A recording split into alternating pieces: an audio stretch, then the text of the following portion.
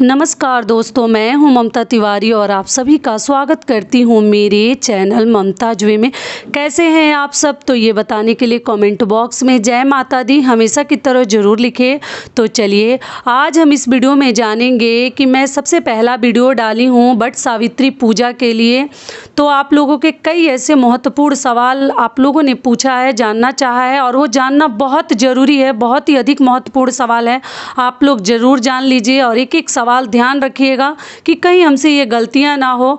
दूसरी चीज़ क्या है कि उस दिन सोमवती अमावस्या भी है और उस दिन वट सावित्री व्रत भी है। तो हम दोनों पूजा कैसे करें, क्या करें, कई ऐसे महत्वपूर्ण सवालों के जवाब आज हम इस वीडियो में जानेंगे। तो आप बने रहिए मेरे साथ मेरे चैनल पर। अगर आपको मेरा वीडियो पसंद आता है तो प्लीज़ आप मेरे चैनल को सब्सक्राइब कर दीजिएगा, बेल आइकन को प्रेस कर दीजिएगा, जिससे मेरे वीडियो के नए नोटिफिकेशन आप लोगों के पास सबसे पहले पहुंचे।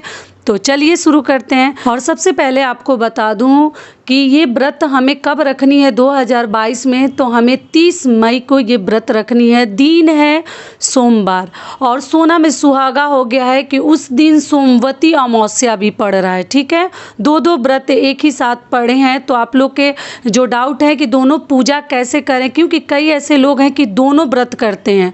तो देखिए सबसे पहले इसके बारे में जान लेते हैं कि देखिए वट वृक्ष की पूजा है, सबसे पहले कर लीजिएगा। वट वृक्ष मतलब आप लोग पूछे हैं बरगद का पेड़, बरगद के पेड़। सही आप लोगों ने गेस किया है कि दीदी वट वृक्ष मतलब होता है बरगद का पेड़। तो हाँ, बरगद के पेड़ की सबसे पहले पूजा कर लीजिएगा, अपना फेरी दे लीजिएगा, भांवर घूम लीजिएगा। और जैसे मैं अपने पिछले वीडियो में विधि विधान पूजा विधि सामग्री बताई हूँ, ठीक उसी प्रकार से आप अपना पूजा कर लीजिएगा। ठीक है। दूसरी चीज़ क्या है कि अगर आप सोमवती अमावस्या भी उस दिन करती हैं तो स्नान दान तो किया ही जाता है अमावस्या तिथि पर, आप लोग को मालूम ही है।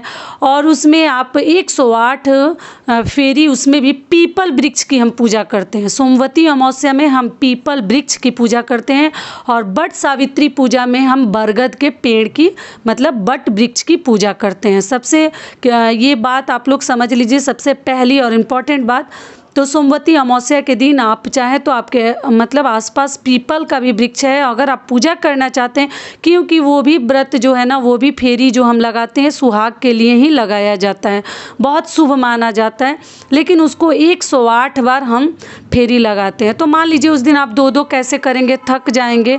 तो अगर आप चाहें तो आप वहाँ भी 11-21 फेरी पीपल वृक्ष की भी लगा सकते हैं। ठीक है, उसमें भी ठीक इसी प्रकार से पूजा अर्चना किया जाता है और उसमें भी सुहाग की चीज़ें ही चढ़ाई जाती है।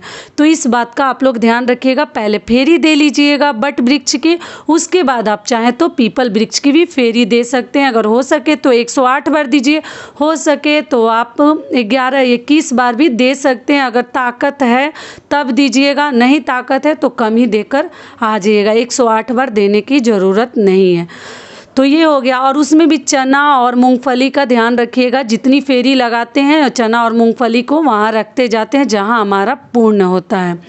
दोनों में इसी प्रकार से कर सकते हैं। वट वृक्ष में आप चाहें तो फल से भी दे सकते हैं, क्योंकि 5 और 7 बार ही करना रहता है। तो आप फल काट कर भी ले सकते हैं, या आम सेव केला जो ही चाहे दे सकते हैं, या मूंगफली से। तो ये हो गया वट सावित्री व्रत और सोमवती अमावस्या की पूजा विधि। अगर आप चाहें तो दोनों कर सकते हैं। दूसरी बात क्या है, आप लोग का सबसे बड़ा टेंशन है और तनाव है कि दीदी हम पूजा करके तुरंत आके भोजन कर सकते हैं या फलाहार कर सकते हैं। तो देखिए इसमें कई लोग एक दिन पहले ही व्रत रखते हैं निर्जला, और वो अपना फेरी जब लगा लेते हैं मतलब भांवर दे लेते हैं, उसके बाद वो अपना भोजन कर लेते हैं। क्योंकि एक दिन पहले से कई ऐसे गाँव में राज्यों में लोग व्रत रखते हैं निर्जला। ठीक है, तो ये सुहाग का बहुत बड़ा व्रत इसको माना जाता है, वट सावित्री व्रत। तो अगर आपके यहाँ जैसे होता है ठीक उसी प्रकार से कीजिए। अगर मेरे यहाँ जो नियम है वो बता दूं, तो हम लोग जब फेरी दे के आते हैं उसके बाद हम फलाहार पर केवल रहते हैं। फलाहार करने के बाद हम पूरे दिन मतलब पानी पी सकते हैं। फेरी देने से पहले पानी मत पीजिएगा, पानी नहीं पिया जाता है, जल ग्रहण ना करें। फेरी दे कर आने के बाद ही आप कोई भी फल फलाहार कर सकते हैं, चाय वगैरह पी सकते हैं। लेकिन भोजन जो है सूर्यास्त से पहले शाम को किया जाता है, और उसमें भी कुछ भी मीठा नमक वाली चीज़ें न खाएं।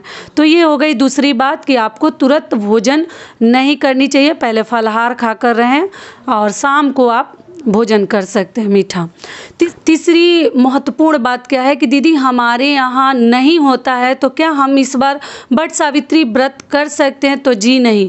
जब आपके यहाँ नहीं सहता है, शुरू से नहीं होते आया है, आपके पूर्वज नहीं करते थे, तो आपको कभी व्रत नहीं उठानी चाहिए। कुछ ना कुछ कारण होगा तभी आपके यहाँ नहीं किया जाता है, तो कभी आगे आगे व्रत ना उठाएं, किसी भी प्रकार का व्रत। चौथी बात क्या है कि दीदी इस साल पहली बार वट सावित्री व्रत कर सकते हैं? तो हाँ जी, बिल्कुल कर सकते हैं, आप उठा सकते हैं। चौथी चीज़ क्या है कि मैं बोली थी कि अपने पति से मतलब संबंधित कोई भी ऐसी चीज़ें जो वो पहनते हैं, टी शर्ट हो, शर्ट हो, रुमाल हो, हैंकी, मतलब कुछ भी जैसे कि छोटा मोटा भी चीज़, टॉवेल हो, गमछा जिसको बोलते हैं गमछा हो, कुछ भी पति से, पुरुष से संबंधित चीज़ जरूर चढ़ाइएगा, जो कि बहुत अधिक शुभ होता है। जितना शुभ होता है हमें अपनी सुहाग की चीज़ों को चढ़ाना वट सावित्री पूजा में, उतना ही शुभ होता है। पति से संबंधित कोई भी चीज़ें आप वट सावित्री पूजा में चढ़ा सकती हैं।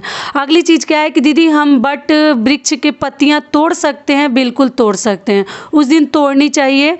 आपके यहाँ क्या नियम है वो तो पता नहीं, लेकिन तोड़कर लोग अपने बालों में, जूड़े में लगाते हैं, ठीक है, तो आप तोड़ सकते हैं। अगली चीज़ क्या है कि दीदी हमारे जो पति हैं वो दूर रहते हैं, तो हम क्या करें, हम उनके लिए पूजा अर्चना कैसे करें, उनका आशीर्वाद कैसे लें? तो देखिए, आप अपने पति से ना फ़ोन पे बात कर लीजिए, उनको प्रणाम कर लीजिए पैर छूकर और उनसे आशीर्वाद ले लीजिए, और अपने जितने 16 श्रृंगार है सब कुछ अच्छे से कर लीजिए। हो सके तो वीडियो कॉल करके अपने पति को देख लीजिए, दिखा लीजिए।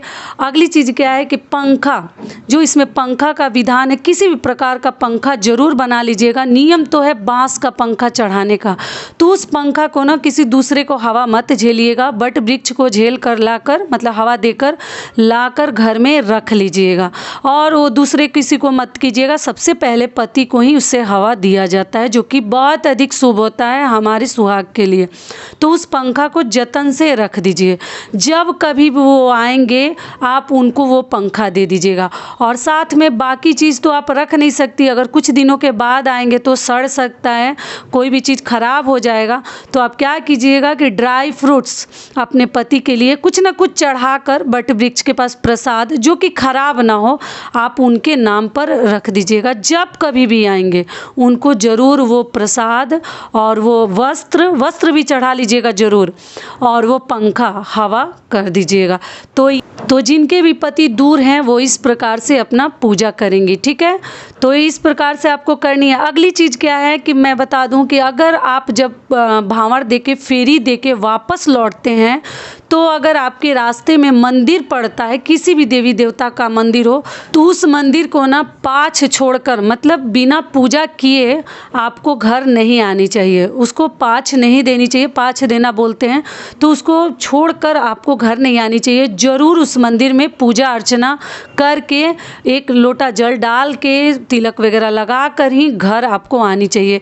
मतलब जहाँ कहीं से भी आप वापस आ रहे हैं और रास्ते में मंदिर दिख जाए वट सावित्री के दिन, तो उसको उस मंदिर में पूजा करके ही घर वापस लौटिएगा।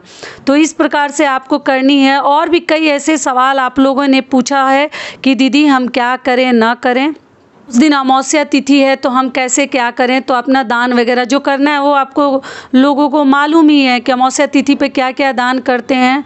अमावस्या तिथि अपने में महान है, तो उस दिन सोमवती अमावस्या, आप चाहें तो दोनों वृक्षों की पूजा कर सकते हैं और भांवर दे सकते हैं, फेरी लगा सकते हैं। अगली चीज़ आप लोगों ने पूछा है दीदी उस दिन हम फास्ट रखें कि ना रखें। तो बिल्कुल फास्ट रखनी है, बिना फेरी दिए। मैं बता चुकी हूँ, देखिए अभी जस्ट बताई हूँ कि आपको अपने मुंह में जल भी ग्रहण नहीं करनी है, जल नहीं डालनी है, फेरी देकर आकर ही आपको जल ग्रहण करनी है और फल फलहार और चाय वगैरह पीनी है, बड़ों का आशीर्वाद लेने के बाद, पति का आशीर्वाद लेने के बाद, ठीक है। और एक चीज़ और ध्यान रखिएगा, आप लोग को क्या ध्यान रखनी है वो भी मैं आपको बता दूँ कि आप आप लोग कभी भी मतलब थोड़ा जल्द ही तैयार हो जाइए, क्योंकि लोगों से ना बिना पानी पिए नहीं रहा जाता। तो जितना ही अधिक सुबह आप लोग जाएंगे उतना ही जल्द आपका कार्य हो जाएगा और आकर आप जल वगैरह ग्रहण कर सकते हैं, चाय पानी कर सकते हैं। और जिनके अनिराजल होता है तो वो तो शाम को ही डायरेक्ट मतलब कुछ भी खाते पीते हैं मीठा में। तो आप अपने घर का नियम देख लीजिएगा, लेकिन हमारे यहाँ फलाहार किया जाता है। शाम को हम लोग सूर्यास्त से पहले अनाज मुंह में डालते हैं।